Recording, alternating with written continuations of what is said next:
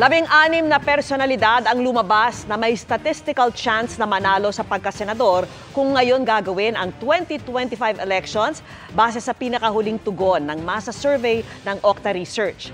Pinapili ng Okta Research ang mga respondent ng hanggang 12 pangalan mula sa inihandang listahan ng mga posibleng tumakbo sa May 2025 elections.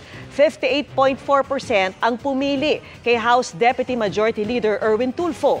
Kasunod niya sina dating Senate President Tito Soto, Senador Bongo, Ben Tulfo, dating Pangulong Rodrigo Duterte, dating Senador Ping Lacson, Senador Bato de la Rosa, dating Senador Manny Pacquiao, Senador Bong Revilla, Senadora Amy Marcos, dating Manila Mayor Isko Moreno, Senadora Pia Cayetano, Senador Francis Tolentino, Senador Lito Lapid, Dr. Willie Ong at DILG Secretary Benher Abalos.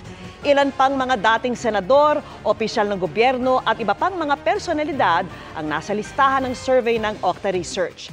Ginawa po ang survey mula March 11 hanggang 14 sa 1,200 na respondent, 18 taong gulang pataas.